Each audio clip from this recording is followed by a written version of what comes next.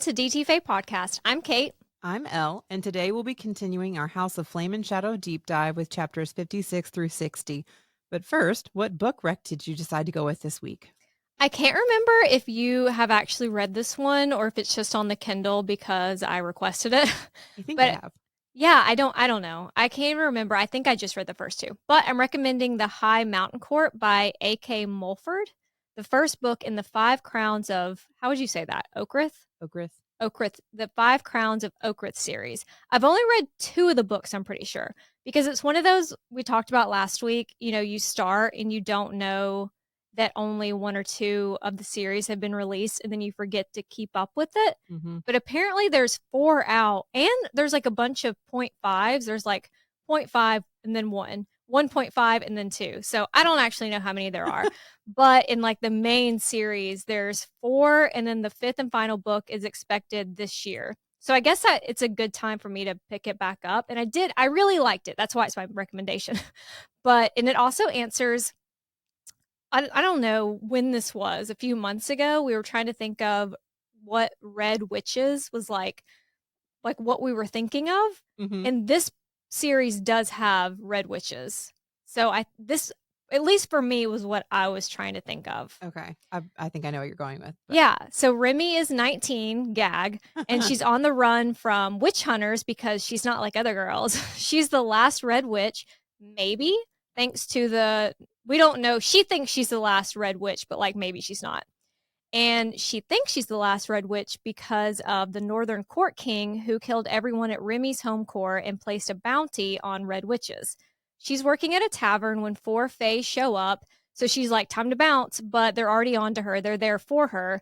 And one of the Fae is, I won't say who because it's kind of a spoiler, even if it's revealed pretty early on and you can see it coming a mile away. But he wants her help, so they team up to search for magical relics made by the Red Witches. In return for her help, he's going to help her locate the surviving witches. So it's kind of a Hunt and Bryce situation with like the teaming up to solve a mystery. Well, not as much of I guess it is a mystery of like where the relics are, but because of like her heritage, she can help him find them. Mm-hmm. And he's sexy, of course, obviously. So there's sexual tension, forced proximity, lots of banter, and how many beds do you think there are in the inn? Just guess. It's not the spiciest. There's a little bit, I would call it more steamy than spice, a lot of longing. Okay. But you know what? It doesn't end with like a big cliffhanger, which I really appreciate, especially in a series. So I thought that was nice. The second one, The Witch's Blade, it shifts the focus to 2 new characters. Not really new. Characters we meet in the first book, but they become the main character. So I guess it's kind of like ACOTAR in that way where, all the books were really about Feyre and Rhys, but with the Silver Flames. Like the second book would be like the Silver Flames.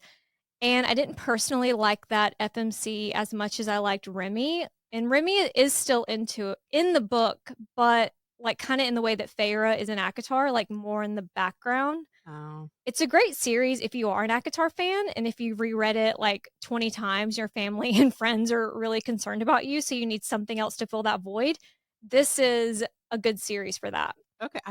This sounds really familiar. So I definitely think I read at least 1, if not 2 books, but yeah, depending on when we read them, if the rest weren't out, it's so hard to remember to come back when there's so many split series. Well, you know, I always mark it on Goodreads, or I try to remember that I've read it. So I would think that Goodreads would like send me a notification or a message when new books come out. Maybe that's something I need to start.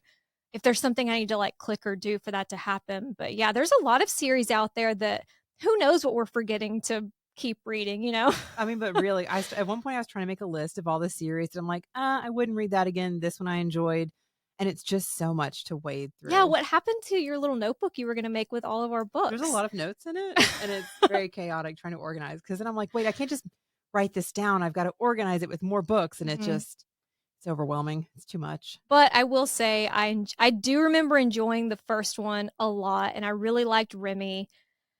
And I read the second one, you know, like I didn't DNF it, and I'll keep everyone updated about the third and fourth one. I know everyone's like waiting on the edge of their seat We have to know more. But it is, I mean, even with the name High Mountain Court, obviously anything that came out after ACOTAR was kind of... Everything is the court now. A court of this and this. Like a court of fiddles and pollen. There's so many books anticipated books. We're back in chapter 56, and it picks up with Team Caves following their escape from the Autumn King and Morven via the river. Hunt, still not understanding why they couldn't just teleport or fly, is like, what the fuck? And Bryce tries to blow it off and keep walking, but he's not letting it go this time. He's like, no, we're talking about this now. Great. All those feelings, all those emotions that they've been pushing down since their reunion on the ship, maybe even before that, they haven't really been great at talking this entire time. All of that explodes. You say we're making decisions together, and then you pull this shit.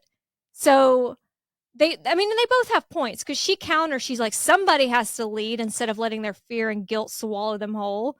It's just by not communicating, they're turning on each other, and it's not going to bode well. No. It's good that they're finally having this. Well, it's not really a talk, it's a fight, but maybe it should have been before the big important mission. Like, it's not really good timing, guys. Well, and it's without an audience would have been great to have this out, because it's kind of like when you and your sister would fight when we're traveling, and I'm just that woman standing emoji. Like, that's how Baxian and Therion and everyone is right now. Uh-oh. But also, I don't know. They both have points, like we've said.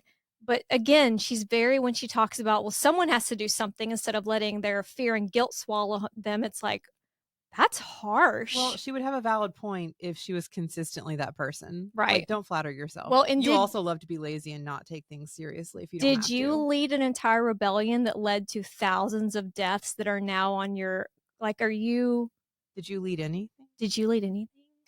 No, she doesn't want to. Is this she your hates first the job? Fae. My stomach is making the weirdest noises. I'm sorry. I have an upset stomach. I can't hear it, so it's okay. I don't know if it would be picked up on the mic or not, but I had Cheesecake Factory last night, and it was more factory than cheesecake, I'm convinced. It's done something. It turned on me. Factory reset. It was, Cheesecake Factory reset of my body. Yikes. I'm sorry. That sounds rough. It comes down. Sorry. Stepping back. You're good. I'm sorry. Also, my shirt is way more low cut than I thought it was when I brought it, and I don't know. I kind of look still like... waiting for the show, so I think you should. Well, all I have is this tiny little thread holding the button. I'm like, hold strong, little thread. This is her big debut. Okay, comes down to this. Bryce would rather die trying to kill the Asteri than do nothing, and Hunt is understandably held back by his past experiences, trauma, and fear. Yeah, you're willing to be this martyr, Bryce, but are you willing to lose your parents? Are you willing to let Fury and Juniper die? Syrinx? Yeah. Because they're not just going to go after you. Yeah. They both have points. The Asteri have to be dealt with, but a little communication and compromise from Bryce would go a long way. She is all or nothing. And it's exhausting. Yeah, Hunt will always have Bryce's back, but that's not good enough for her. Like, he will do whatever she wants or needs to do. She doesn't think he's doing it for the right reasons, but he's still backing you up. When has Hunt never backed Bryce? Like, when is he? It's kind of crazy how little respect she gives him as well. Like, yes, he always has your back for sure, because he supported her even when he's like, what the fuck is going on? Mm-hmm. But I mean, he led a whole rebellion. He's lived for hundreds of years. He's got dramatically more experience. He's led armies. She's just very dismissive of not only his experience, but any advice or wisdom that he could give. I mean, he has so much information to give, and she's like, no. You have this person who has lived through all of this. Why wouldn't you take advantage of all of that experience? It's the same thing with the Ocean Queen. Like, they could work together and really, like, come up with some things, and she's just like, no. I know, even if, like, all of these people we're talking about have faults, but she immediately, anybody that's an authority figure, she immediately sasses them. But I mean, it's all or nothing again. Like, okay, you most likely have the right idea, but they have so much experience and knowledge. Like, are you sure you're right? And resources. Yeah. It doesn't hurt to double check. Just like talk to them. Literally nothing gets resolved. Everyone is just watching like, oof. But really. Bryce says she's been here before, not fighting with Hunt, which she has been there before, but physically, because they reach an archway and her starlight opens a triangular door. Ooh, another one. Exactly. The caves are nearly identical to the ones in Prithian, so she knew the river would be a shortcut. still couldn't tell anybody, huh? Exactly. And her star would glow brighter to point her in the right direction. It would have been great info to share. I guess I know that she in that moment had to like jump in immediately, but like on your way down, yell out, follow my star. I'm not quite sure I understand the whole caves being identical part, because the person we're about to find out, it's this episode, so I'll just say, Helena built this after Selene already went through to Prythian. So how did they build these identical situations? It feels like something was guiding them. I guess. I mean, maybe. I don't know. What about Dec and Flynn? Right, they're still with us? Are they with the king? Bryce is focused on the bigger picture. Meanwhile, Ruhn finally notices when Flynn and Dec miss yet another breakfast. He's like, wait a minute. They love waffles. I'm just, based on your location, how have you not checked in on them at the same day? Like, he's what? Popping boners. He's so stupid. It's like he's like a high school virgin. You're 75, Ruhn. 75 is wild. For a minute. Your friends matter. Anyway, that was a tangent. So Ruhn starts running around the castle and grounds trying to find them. He can't find them. He can't find the murder twins or Morven. He jumps to the conclusion that Morven has taken the rest of the frat pack to the Cave of Princes, which A+ on that guess. Yeah, he got there pretty quickly for it being Ruhn. Lidia cautions it could be a trap, but Ruhn doesn't let anything other than his straining cock while staring at Lidia come between him and his friends, because he's like, no, I have to go. And it's like, they've been gone for a while. That's the weirdest visual. You're right. I know, that was a weird way to phrase it. The only thing coming between me and my friends is my straining cock. It comes first. Sorry, guys. Whatever happened to hose over bros? Wait, bros over hose. No, Ruhn chose hose over bros, but yeah. Lidia, who really completes Ruhn in terms of critical thinking and strategy, grabs a couple of guns and the two race to the caves. Well, right. He's like, no, I have to go. And she's like, no, yeah, we're going. But like, grab some guns. I love that you say she completes him, because really, I mean, she is the couple. He just gets dragged along. Yeah. He had one idea. Team Caves enters a chamber with carved walls of black stone and a lone white marble sarcophagus. That's sketch. Another good visual, though. Yeah. Like with the black and white. Well, considering the other sarcophagus we've seen, you're automatically like, oh, what's this? Oh, yeah. That one was what? Crystal? Yeah. They found Peleus' tomb, where the star sword is kept when it's not in use. And quick refresh on that piece of shit, Peleus. He crossed with Theia from Prythian after the two of them killed High King Finn, that looks like Theon, because he named Helena, not Theia, his successor. Peleus, siding with the Asteri, turned on Theia and ultimately killed her, taking the star sword and horn for himself, and naming himself the Starborn Prince of Midgard, even though he wasn't really Starborn, was he? I guess the title has to start somewhere. And he forced Helena to marry him. Helena, who unlike her sister Selene, stayed behind in Midgard. So obviously there's a lot more to Helena. The fact that she stayed behind, I think that it speaks to my stomach. It speaks to her character. And there are some parallels between Helena and Helen of Troy. Like, I wonder if that story kind of influenced the naming of the character. Maybe. Because I don't know, there's the whole kidnapping and being used as a pawn, but also Helen's brother, what do you think his name was? Pollux. Pollux, that's wild, that right? Is wild. The way that name came back around, yeah. Right. They start studying the stories told on the walls, desperate for anything about the Star Sword or Truth Teller or joining them or the myths or islands or literally anything. Everyone is starting to think this is a dead end, but we're exactly where we need to be, Bryce tells them as she lays her hand on the floor and her starlight flows through the carvings right to the sarcophagus, which Bryce slides away to reveal a staircase. Ooh. There are several moments where Bryce is very intuitive, and I guess her being Starborn is a lot of that, but then a lot of it is like, man, you're like really, I don't know. I'm not saying she's not a smart character, but like, yeah. We talked about there being like, looks like a river of starlight on the floor, right? Yeah. So I guess that could make you think to put the starlight there, but like, how does she just know to do that? Well, this is why I'm not good at like escape rooms. I'm not good at that abstract. At no point am I going to be like, I should put my light into stone. No. It's just interesting, but I'm glad it worked out. Yeah, good for her. This place wasn't built by the starlight poser Peleus. It was actually built by Helena. They descend the stairs and find another chamber with a stream running through it, an offshoot from the river, a level up, filtering through the black rock. The whole secret staircase thing reminded me of Throne of Glass. I won't talk about it now. I'll wait. But Okay. it's something in relation to Thanatos, my Oh, favorite prince. of course. Beside this dream is a pitcher and bowl on top of an 8-pointed star with 2 of its points hollowed out into slits. While these caves are very similar to the ones in Prythian, there's one big difference. And that difference is why Helena chose this place for the caves. Remember when Bryce rubbed her fingers on the walls and tasted it? Yuck. I know.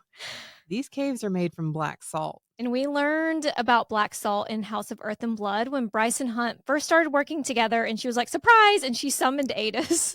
You remember how scared Hunt was? These caves, this chamber was designed to summon demons to commune with Hel, Helena's only remaining allies. It's the perfect place. It's already a, quote, thin place, but Helena needed a cover for why she'd be building something this big, so she fake dedicates it to her rapist husband. Because the bonus is nobody's ever going to tear down the tomb of Peleus, but he also had this huge ego where she was like, we'll have an entire island, we'll have this huge cave, and he's like, yeah. Yeah, that does sound right for me. Also, like, people aren't going to just like move around a sarcophagus. I'm sure that's extremely heavy. They wouldn't even consider it. But Helena, if we're summoning demons, wouldn't someone have noticed the drop in temperature? Well, she wasn't summoning them to Midgard. She was visiting them in hell, just not physically. I understood it my first read that she was mind speaking, and maybe that was passed down to Ruhn, like that's where he gets it. But Rice can't mind speak, but still is able to commune with hell. So I'm not sure. I took it as about astral that. projection. Yeah, that's what it sounded like. I actually like noted that too, that it reminded me of Sabrina on Netflix when they do the astral. He died. Did you see that? Yeah. That's crazy. One of the actors. I didn't realize he was so young. I didn't either. Yeah, sorry, that was a tangent, but it does remind me of astral projecting. Yeah. Aidas always said, come find me when you want to hear the truth, and it's about damn time to hear the truth. Bryce starts to butt chug salt water, but Hunt is like, don't you dare. Yeah, she's butt chugging. You don't remember that part? Yeah. And don't you dare is exactly what Az said before she took Truth Teller. But Bryce loves doing what she wants. Yeah, she dare. She's like, what the? Before Hunt finishes, don't you dare drink from that without me. You're questioning my man, and he's literally willing to follow you to hell. Like, how is that for commitment? If only there was communication. Commitment to Bryce, yes, but commitment to the cause, Bryce, believing everything has happened for a reason, everything has led her to this moment, to this place, decides Helena left this for her, just like Selene left her the hologram in Prythian. She's, again, very intuitive. Like, she puts all of this together, and I'm not sure that I would. Honestly, I'm more humble than Bryce. I'd be like, me? Me? Are you sure? Is it for me? Also, like, I don't know if I want to just drink water. How long has it been here? Is it stagnant? Well, I'm just like, are there parasites? Are there bacteria? Oh, there's parasites. And with that, Bryce and Hunt drink the water and they fall backwards. Not physically, but their soul falls into the dark, into nothing and nowhere. They find themselves basically in a dream world, like when Apollion first appeared to Hunt and roasted him for not training with Bryce. Keep in mind something else Apollion said to Hunt in that like dream meeting. You have no idea how valuable you and the others like you are. Just remember that when we get to the big Hunt reveal in the next chapter, because it kind of makes you wonder like who the others are. Like, what are you talking about, Apollion? I have some more ideas. A smiling Aidas welcomes Hunt and Bryce to hell. They're in hell, and so are we, because we're back with Ithan. Ithan puts his personal mission of traveling to Avallen with Hypaxia to get Sophie's body on the back burner, and for 2 days focuses on helping the people of Asphodel Meadows.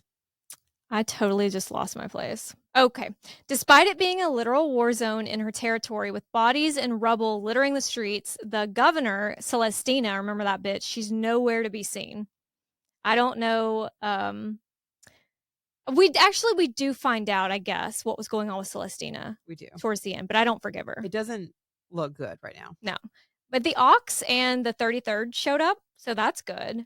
And I have to assume with the 33rd showing up, Celestina would at least be aware. Yeah, somebody's in charge. It does seem like, especially you wish you could send Bryce pictures because Fae show up to help the humans. Less wolves show up. Like there's only, I think, about a dozen wolves, but some Fae do show up. So it's maybe not all bad. Ithan is like, something has to change, starting with me, going to Avallen to bring back Siggy. Like always, Ithan kind of circles the drain of the point and then misses it entirely because he's like looking around at just the dozen wolves who have shown up and he's like, something has to change. It starts with me going to Avallen. Yeah. Basically somebody Okay. else. While Hunt and Bryce vacay in hell, Therion, Baxian, and Theia watch over their frost-covered bodies in the Cave of Princes, and they try not to freak the fuck out because they see them starting to be like covered in ice. And they're like, okay, how long are we going to let this go on? Are they still alive? What are we supposed to do? I would be the definite panicker. Like, okay, I don't see breathing. They decide to give them 30 minutes until they try to wake them, and while they wait, Baxian asks Theia if she's gone through her ordeal. She has, and it wasn't a good experience, which I assume most ordeals aren't a good experience. No. But I also assume that most ordeals aren't epic. Like, they can't all be retrieving the Star Sword or facing an Archangel. We do find out what her ordeal was, and it's very different to Ruhn and Bryce's big, epic, pivotal moment. Hers is more personal than big picture. Like, I can't, like, for the average Fae, what do you think? Can their ordeal be something as stupid as like your storage is full message that you get on your phone? Or like you're walking out and your bag gets caught on the door handle and that's your ordeal? Like, how big does it have to be? Can it just be you're walking around and you step in water in your socks? I don't know. I imagine it's going to be something personal for everybody. Whatever you struggle with, whether it's something with your family, your looks, feeling inadequate. I feel like they all have to come to terms with something like that. I guess. The ordeal is very, very interesting to me. It's very mysterious. Yeah, it's kind of unclear. Therion asks about Sathia's strained relationship with her brother, but she shoots back what happened with you and the River Queen to make her put a bounty on your head. He explains he was engaged to her daughter for 10 years, and when he called it off, he had to run because the queen would have locked him underneath in his humanoid form, so he couldn't swim away, which is terrible. And Sathia's horrified the River Queen would do that to one of her own, but she's not Myr, he explains. And if we knew this, I forgot it. But the River Queen is an elemental, so she's not actually... I mean, we knew that the daughter was like part water. Well, yeah, I was going to say, I don't think the difference has been discussed. Like, what is an elemental then? Well, that makes me think of Throne of Glass. Yeah. The elemental part, but we know that the Myr were already there. I have a lot of questions about the Myr and the witches. It just brings up more questions than we have answers for. She presses him on why, after avoiding marriage for 10 years, he was so quick to offer himself as her husband.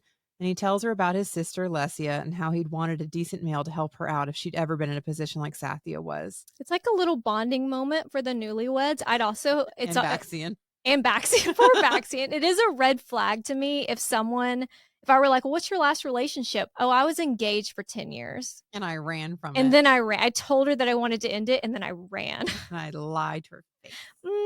But I do feel sorry because Baxian has to watch all these people falling in love, finding their mates. And Aidas they have the saddest stories, I think. Yeah, it's just brutal. Baxian is like really strong, all things considered. I think we've discussed that before, but he lost his mate and he's still fighting. Yeah. I mean, Aidas too, after all that time. Yeah, I have a lot of questions about the Princes of Hell, but Aidas does seem genuine. That's a long time till I wait to be able to like do something about it. No, I'm not. Even if I feel like if my mate died, I'd move on. Okay. Eventually. Right. Speaking of, Aidas leads Hunt and Bryce on a black boat that's a cross between the one that took them to Avallen and the one that takes you to the Bone Quarter. But instead of a stag's head, it's a stag's skull with greenish flame in his eyes. Do you think Sarah's trying to warn us that the Princes of Hell are villains? Because there's like we've talked about this, classic Disney green flame, green lighting trope. I hope not. I'm not ready for anybody to be betrayed again. We do see green flames and light with Maleficent. And then also Scar during his banger, Be Prepared. That was such a good song. It's Be Prepared. It's not as good as Let's Get Down to Business. Yeah. Those are the two best, I think. Ursula, when she removes Ariel's soul, also has green. Yeah. And Hades in Hercules, when he like falls into the pit of souls or whatever. Yeah, the River of Souls is green. Mm-hmm. Traditionally, I guess culturally, green is associated with magic. Yeah. Like if you think about what makes green flame, it's copper, so it's a little alchemy. Yeah. But also it's just unnatural. Like, it's an unnatural color for fire. So I'm sure there's like psychology behind it. Well, it's got our attention. All that to be said, we don't know the Princes of Hell's true motives. It can't just be doing the right thing or some quest to avenge Theia, because they were hunting the Asteri before Aidas found her. I definitely think it will be a major plot point for the next book. Like, there's no way that Hell is just like, I'm glad it all worked out. Yeah. Okay, bye. Yeah. Well, and think about when I think it's Apollion when he first visits, he's like a shadow or whatever, when he visits the dungeons and he tastes the pain Mm-hmm. and he was like enjoying it. So that's very Vogue. That's like some Vogue behavior. And but like, speaking of the princes having a part in the next book, that it keeps being reinforced that dragon fire can hurt the princes, but nothing is done with that. So that makes me think that we aren't done with we the haven't heard from princes. Ariadne. Where did that go? And like we just said, I was like, we'll talk about this later, but Apollyon references that there are others like Hunt. So who and where? It does feel like they're opening up a lot. Like that's Right.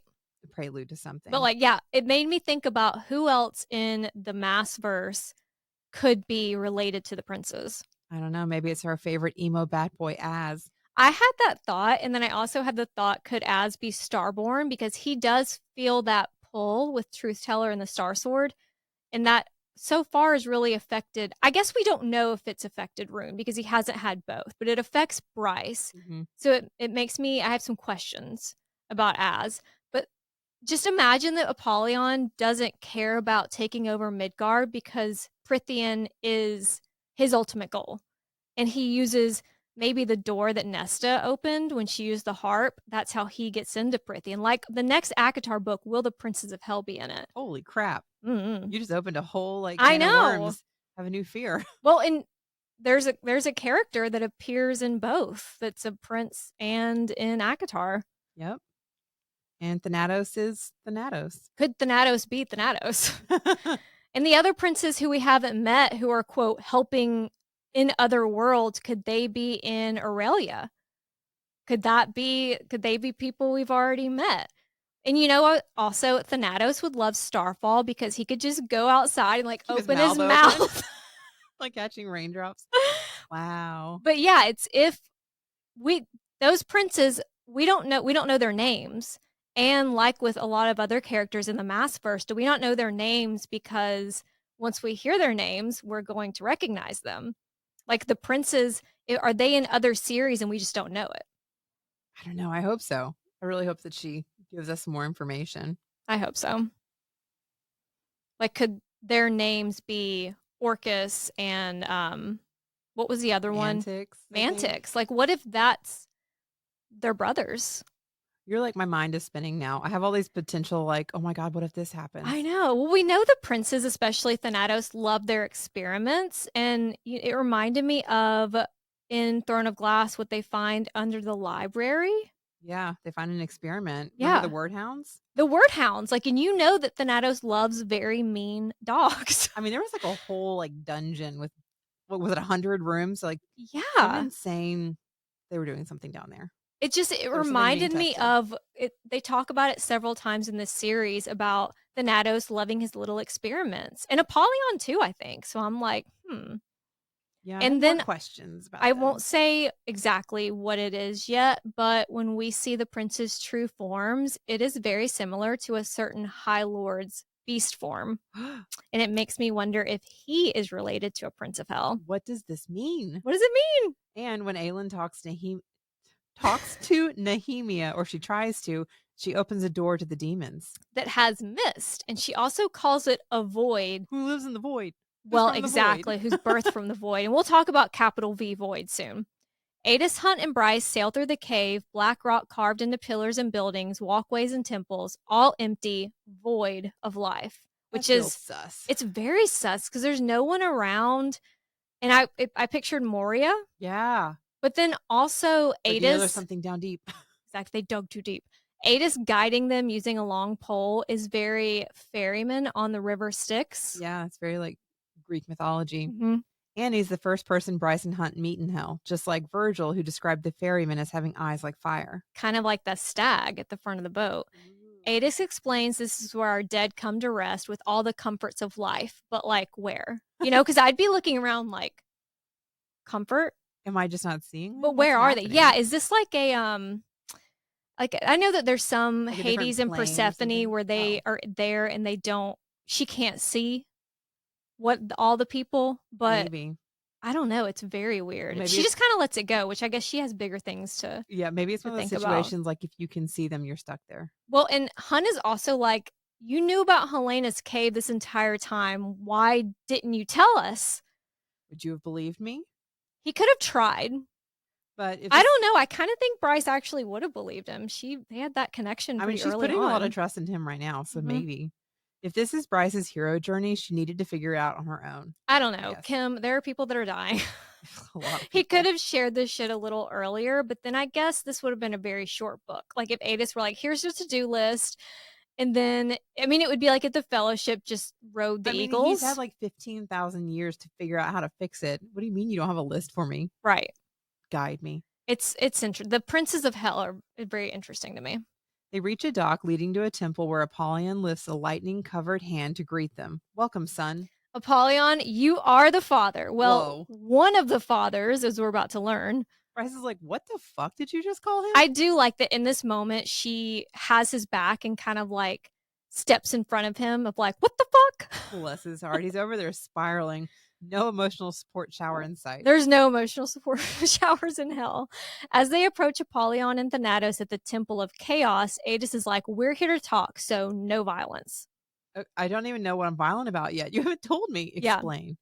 The fact that he even has to say that makes their role as intergalactic saviors very questionable. Right. Like, does Thanatos strike you as the kind of guy who does anything just because it's the right thing to do? No. I just have a lot of questions. But like we've seen in the past, Apollion listens to Aidas and Thanatos listens to Apollion. And in theory, they can't actually get hurt in a dream world. It's illustrated by Hunt swinging at Aidas for touching Bryce and going right through him. How embarrassing. In front of everyone. Did you just fall on your face? What happened? It's another reason to thank Helena, who learned black salt would allow her to commune with the princes while protecting her mind and soul. So clearly she didn't 100% trust them either. I mean, you can't really trust anybody, so I'm glad she's being smart about it. But back to Apollion calling Hunt his son. You are no son of his, Thanatos says. If anything, you're mine. Well, Hunt has a moment, he's kind of like, you're no son of his. And Hunt's like, thank God, you're mine. What? That's worse. Explain. It's time for another ACOTAR book, a court-ordered paternity test. Speaking of Thanatos, he's sniffing at Bryce like, ooh, your starlight smells even fresher. And I don't know. I know we keep saying this over and over again. We question the princes of hell. But they want to consume power, and I'm not sure how different that is from the Asteri. Like, do they just want to take out their competition for feeding on Midgard? But also, how are the princes currently surviving? Like, are they feeding on other worlds and we just don't know it? Well, they want to feed on power, but do they have to feed on power? Right, I don't know. Seems like Rydalis would have mentioned if they were the same species, though, right? And his little villain Ted talked to Bryce like, hey, those guys are no better than us, so don't align yourself with them. Yeah, he kind of like spilled all the tea when he was talking about like where the Fae came from and shifters and everything. It seems like in that moment he would have been like an LOL at Theia thinking that hell would help her when we're from the same world. That was his opportunity. The Prince of Souls recognizes Bryce has leveled up, her light now laced with darkness. Aidas cuts him off either because they don't have time or he's afraid of Thanatos saying too much. Thanatos, say what you want about him. He is the most honest, and I bet he is very sexy.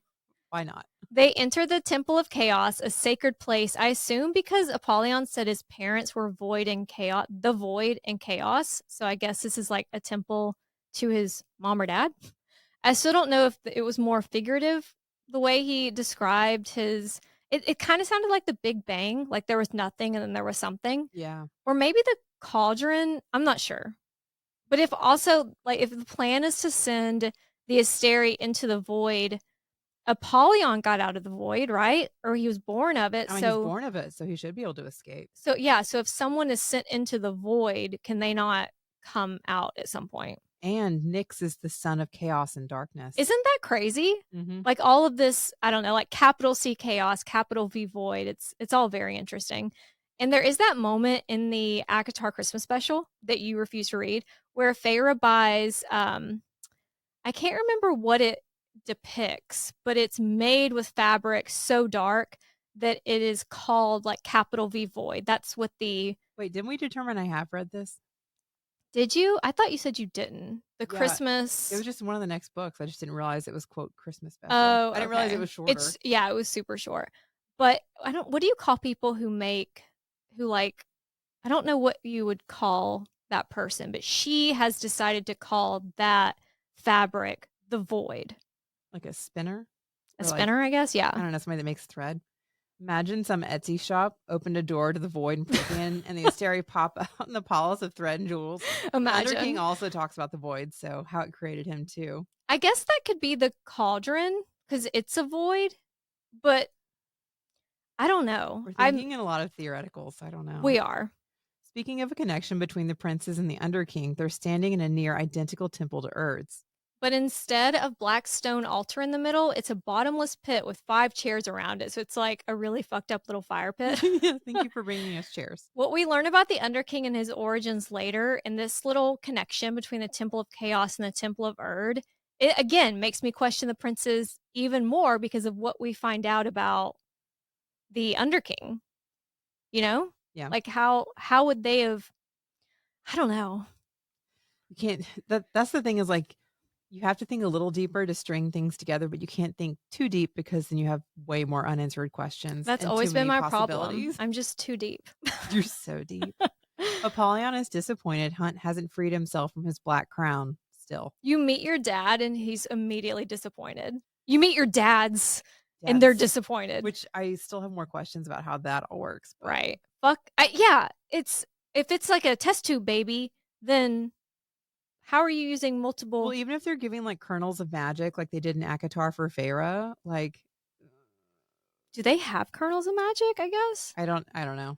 It's just Hunt is like, just fucking tell me. Like, stop talking about the Black Crown. Tell me what I'm supposed to do. What are you talking about? And Thanatos really doesn't, but he does explain the Black Crowns were collars and they were crafted by the Asteri to try to enslave the princes, but it didn't work on them. And it shouldn't work on someone made by the princes, like Hunt.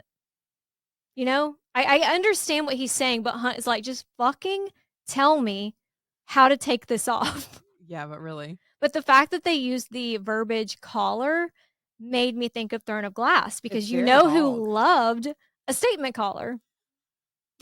Loved it, huh? Loved it. And you know who...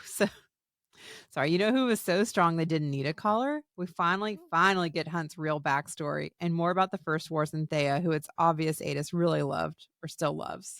So like many of the characters, Baxi and Hunt included, it was love that changed Aidas.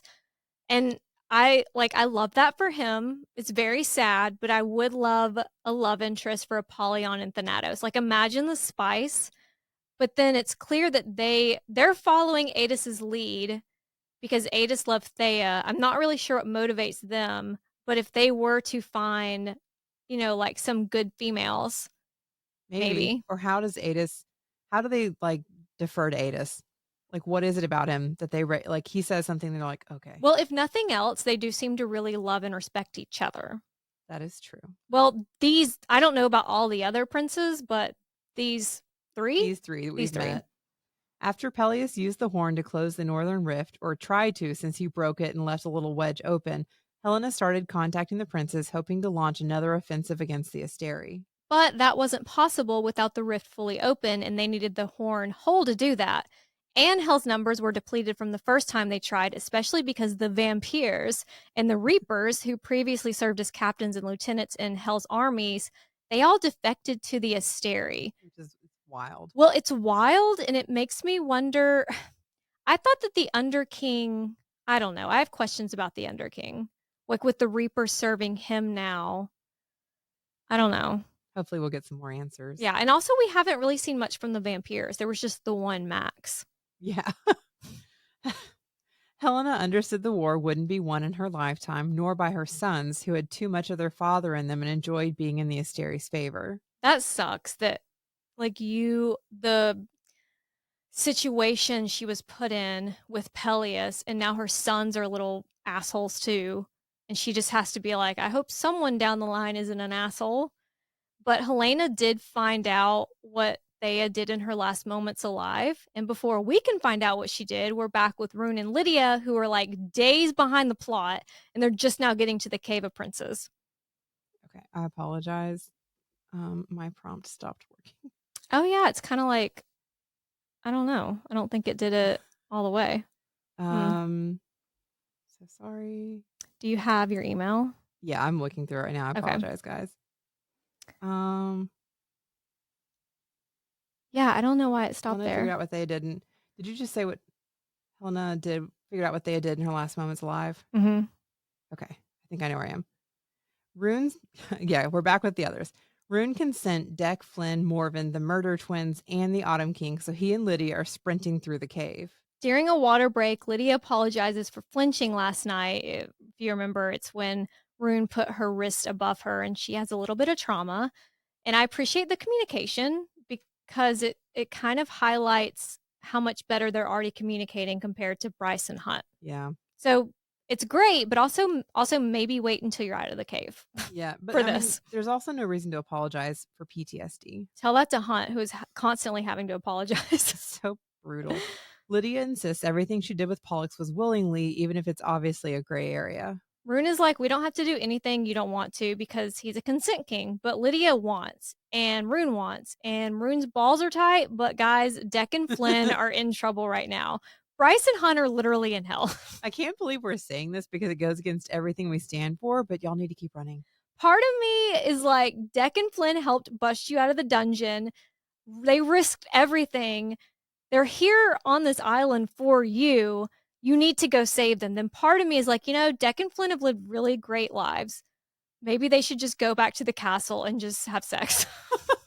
So now instead, Ruhn has to run with a boner. While holding hands. Imagine running while holding hands with a boner. That feels cringy. I'm not big on hand holding anyway. So I'm like, how are you running holding hands? I'm not either because I sweat too much. All those things. Bryce is like, yeah, I know what Theia did because she thinks she knows everything, especially after Celine's lore dump. Aidas is understanding as always, but Thanatos and Apollion kind of bristle because they are not used to being sass. Like, you were talking to princes of hell. Well, they were actually there. Okay. Yeah, we were there. Don't tell us what happened. From like Celine's perspective. So here's hoping you got the full truth. But did Celine account for what happened during that last encounter with her mother? Aidas asks. Because it took him and Helena years to understand what happened. Well, and if it took Helena and if it took Helena and Aidas years, Celine was long gone. There's no way that she would have known. Yeah. She was stuck in Prythian, so she had no idea. We knew that Theia used the harp to divide her magic, all of her magic, between herself, Celine, and Helena. Which is why Peleus was able to kill her because she only had a third of her magic. The Star Sword and Truth Teller were key to Theia's power thanks to her assistance in making them, so only those with Theia's starlight, or I guess enough of Theia's starlight, can use them, like Bryce and Ruhn. And not the Asteri. Thank God. And because they were made at the same time, they're linked, like calling to like, so they were always looking to reunite. So that explains why when Bryce jumped into the gate, she landed in Prythian. It's not because Az was her secret mate. Sorry, guys. Sorry, guys. She landed on the lawn right by Az, who had Truth Teller. I still wonder about Az maybe being Starborn, but also, because There's a lot of hints for it. Well, he can feel that pull between Truth Teller and the Star Sword, and he seems to have a deeper connection to Truth Teller, not just because it was given to him. Do we know it was given to him by his mother, or did I just assume that? No, it's never discussed where he got it. Well, we think that my theory that I'm going with is that he is descended from an alias, and there is another character who was there at the making of the Star Sword and Truth Teller, and I think that's who it was. Mm-hmm. And so I have to imagine that's why it's made its way down to Az, like down through that line. Yeah. And it's not just the sword and dagger that want to be reunited. It's Theia's magic left in the prison by Celine. So that means that Bryce has 2/3 of Theia's power. Imagine if she had Theia's full power, what she could do then with the laser power, aka Starfire, as Theia called it. Bryce asks if it's similar to what the Asteri do, because that's something that's clearly been bothering her. Mm-hmm. But Apollion says their ability to destroy is similar, but Starfire can do so much more. It's not just destruction. Like what? I don't know. I want to know. Luckily, we know where Theia put her power before she died, the Star Sword. Unluckily, Helena removed it to keep it hidden, which makes sense because, like, aside from Ruhn, most of the males who have claimed the Star Sword have been assholes. Yeah. So you don't want people down the line having access to Theia's power. And the Asteri, if they had found it, they've like figured out that it's in the Star Sword and then taken it. They could have potentially resurrected Theia, but resurrected her in a way that they're trying to resurrect the Harpy, like where they would have control. Yeah. Theia kept the sword and knife separate, sending one to Prythian and keeping one in Midgard on purpose. And we finally find out why, sort of. We get confirmation that together the Star Sword and Truth Teller can unleash ultimate destruction. That's very vague. Yeah, still no instruction guide, though. Aidas explains Helena used Midgard's magic, the kind that Aidas or the Asteri were like, oh, that's cute. They didn't really care. It flows across the world using natural conduits for magic, aka ley lines. There are ley lines across the universe and planets like Midgard, Hel, Prythian, and they're all joined by time and space and the void itself. Time and space, I guess, is the important part to me. Yeah, the time part. I guess how we'll connect Lidia and the Throne of Gas. The Throne of Gas. The Throne of Glass characters. It's why the Asteri have chosen those worlds. It makes it easier to move between them and colonizing using the, quote, thin places where the barriers between worlds are weakest. Helena sent a fleet of Fae with earth magic, which is something that Ruhn and Lidia read about in the archives. I think it was the last episode. And it was kind of like an episode of House Hunters. Like, she sent them out to find the best place, and they came back with the description of Avallen being it's like so fucking misty. They're like, we couldn't even pierce the mist, and Helena goes to investigate. And the mist parted for her. Like Midgard knew and had been waiting for Helena, who, like Bryce, was a world walker. And like Maeve. I'm just throwing that out there. It is out there now. When Helena found the network of caves in Black Salt, she knew this is where they needed to establish the Fae royal kingdom of Avallen. It's very like, who was the bears that they were like, this bed is good. This bed is just right. What? The three bears? Goldilocks and the three bears? They're looking and they're like, this is just right. It was like the perfect place. So she pitched it to Peleus. I can't believe I couldn't remember that. Okay. I'm so stupid. She pitched it to Peleus as a great place to be buried. And so when Peleus finally died, Helena drew upon the raw power of the ley lines to take the star her mother had imbued in the Star Sword and hide it. Because Theia's power, when whole, is the only thing that can unite and activate the true power of the blades and stop the Asteri. So she knew that she had to hide this last piece, because if someone got all of the pieces of Theia's power and put it together, they could activate whatever the fuck ultimate destruction is. Yikes. Problem is, we don't know where Helena stored that power, or once you have it, how you, air quote, unite the sword and knife. Because it's not just like pushing them together. This is what she's been asking, and nobody has an answer. But at least we have a direction, a goal. Find the last of Theia's power somewhere on Avallen, then use it to unite the sword and knife and kill the Asteri. We also know the real reason the Asteri stay away from Avallen, because we always thought that it was kind of not fitting with Rigelus's character just to be like, oh, I don't care, let them do what they want. Yeah. The black salt that the caves are made of, it repels the Asteri, but it also draws the princes. Like when you summon, you use black salt. So I guess that kind of points to them being opposites, right? Yeah. And it's the reason their black crowns don't work on princes. And you might be wondering, if Theia had this ultimate destruction, she knew what she needed to do to kill the Asteri. Why didn't she? The whole ultimate destruction thing scared her. She was scared she'd open a portal to nowhere and all of Midgard would get sucked in. Well, and now we're all the way down the line to someone like Bryce, who is extremely unpredictable, does things like opening Vesperus's sarcophagus, and she just jumps into rivers. So it's kind of perfect. So really, like everything else, it's worked out that it's someone so impulsive. Well, and there's one thing that Theia and Helena hadn't anticipated. Like, they probably couldn't even fathom. But Bryce has the horn on her back. How does that help? It opens the highway to hell. Stop. Highway. I won't do it. You're doing great. And that's where we're going to pick up next week with chapters 61 through 65. Thanks, y'all. Thanks, guys.